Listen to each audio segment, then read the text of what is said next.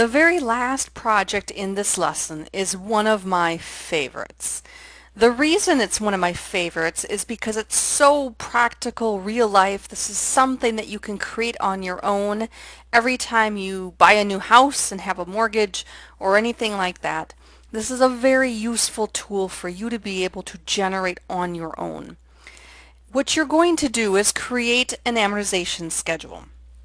However, you are not going to use Excel's payment functions that equal PMT or anything like that. I want none of those automatic functionalities in Excel. I want you to actually create a full amortization schedule, and then we're going to do a few tricks to it. And because I want that flexibility, you can't use those payment features. So you're going to create two. You're going to do a 5-year loan, $50,000, 4.5% interest, and you're going to do a 7-year loan. I would suggest perfecting your 5-year loan, and once you have it beautiful and perfect, then you can just copy it to another worksheet and then just add a couple more years on to the end of it so that you're not duplicating all your work.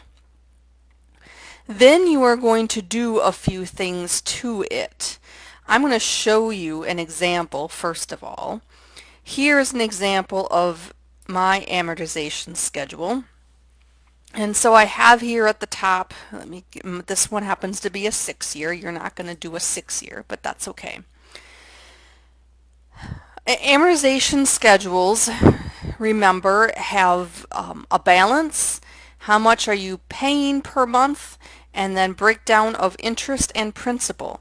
And one of the reasons I love this project so much is it makes you sit down and mathematically think about what's happening to every single one of your monthly payments.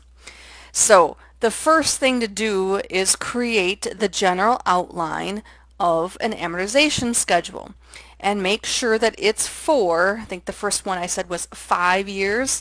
Count your months. Make sure that you do it for exactly 5 years. This one happens to have dates in it. I may not actually do that if I were you. I might do month number 1, 2, 3, etc. And I bet this is formatted as a date now. So yeah, I'm gonna get crappy date stuff now. But you could just number the months 1 through whatever, how many. Yeah, I'm not doing math in my head while I talk at the same time. Here we go, 60 months. Make sure you have the right number of months in your schedule. What I would suggest is when you're trying to build the general framework here is make up some numbers. Make up a payment amount.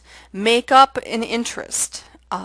Except for, I guess I told you 4.5%, so you could go ahead and use that number.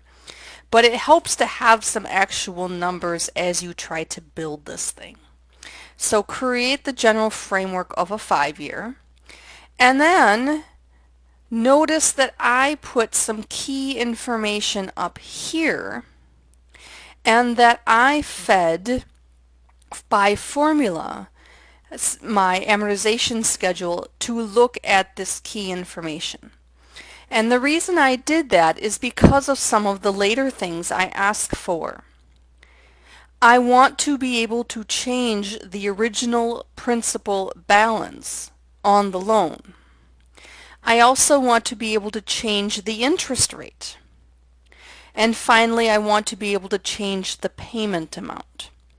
And so the way I have this designed, I could change this to a $200,000 loan and my schedule automatically updates.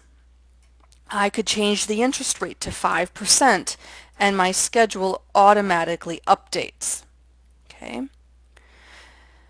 I can change the payment and my schedule automatically updates.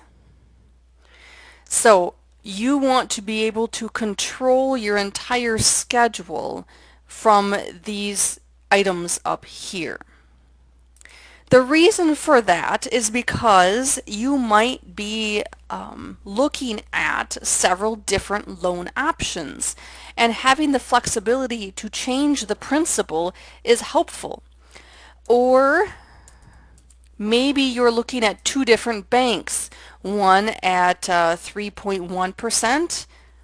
I should really make that a little bit.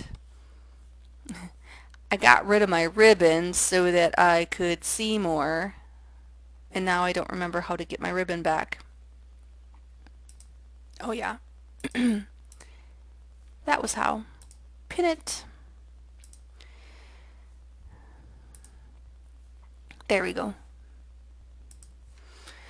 Alright, so 3.1% or 3.3%, and you would like to see the effect that that small rate has on your loan. So there's lots of reasons why you might want to play around with your numbers. What if maybe the actual payment, clearly $2,000 is too big a payment for this because it's paid off way too early. I'm just going to click that. Okay, so a $10,000 loan at this interest rate would happen to need to have exactly $155 paid every month, and then this thing is paid off to zero at the end of the loan terms. But what if I, as a person, say, well, okay, my payment's $155, but I think I can squeak out $200 a month.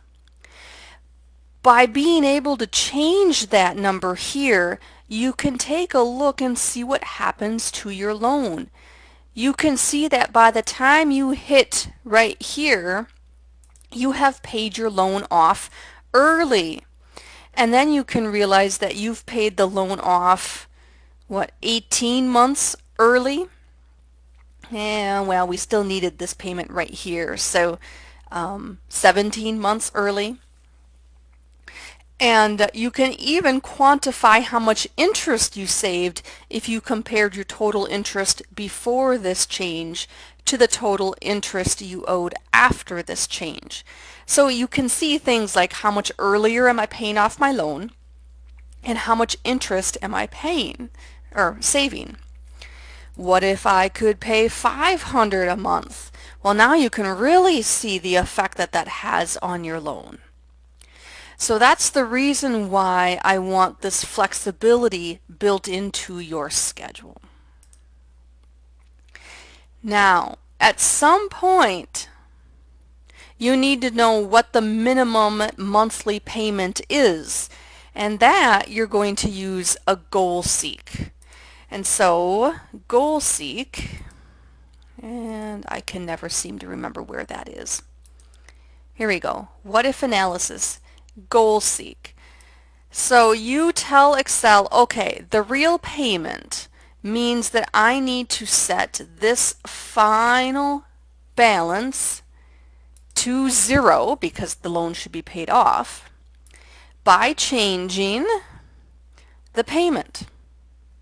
So you're telling Excel, hey, Excel, whatever you need to do to get that last balance to be zero, figure out what that number is. And it figures out a number and it calculates it and it tells you, yay, we got an answer. And it was $155. So you can play around with these numbers all day long. 10%. And now, of course, $155 no longer pays off this loan. So we'll go do another goal seek. Set my ending balance to zero by changing my payment. And here's my new payment amount. And then from there you can continue to play and go, okay, well, $935 is my minimum required monthly payment. What if I can squeak $1,000 out of there? And you can see what happens to your loan. Well, it paid it off a few months sooner. We really we needed that whole payment pretty much to pay this off. So we saved ourselves about 6 months worth there. And we could quantify in dollars, how much interest we saved.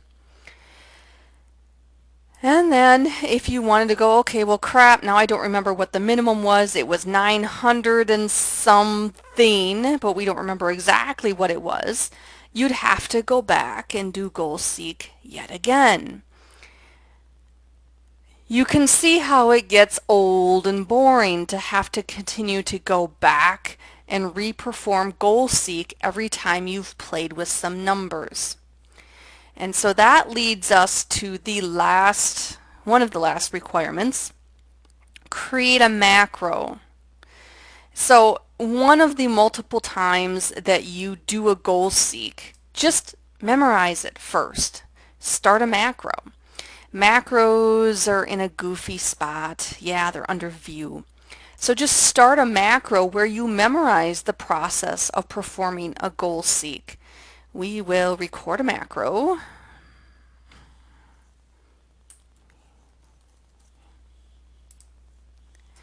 And our macro is going to memorize us doing a goal seek. And so just run through the goal seek one more time. In fact, let me do it. My ending balance should be 0. Get there by changing my payment. And then be careful and make sure you remember to go stop recording your macro. There. So you've memorized the process. You now have a macro that will automatically calculate the payment. So if I play around with this,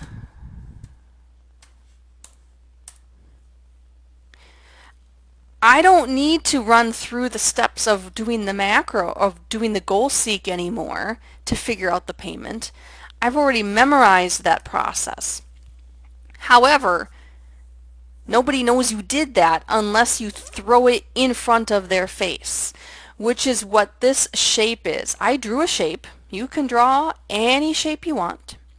If you right-click on it, you will see Assign Macro. And you can see I now have 2 macros. This last one is the one that I just made in front of you. But you just assign a macro to your shape. And you notice now when I hover over it, I have a hand. If I click on it, I am running the macro which calculated a new payment balance. And so I can play with things, what if I can get this at 8%? And I can click calculate, and it recalculates a payment just like that. All right, so enough flexibility to change the principal amount. Let me change the interest. Let me play with your payments. Be able to do a goal seek. Make a macro. And I can tell that you did the goal seek because I will use your macro, which will perform a goal seek, so these two really go together. When you are completely done, I have some additional questions which just have you actually use your amortization schedule and answer some questions based on them. So right in your Excel file, just add some additional worksheet and answer those questions right there. That's just fine. Here's a Dropbox, and here is how your assignment will be graded.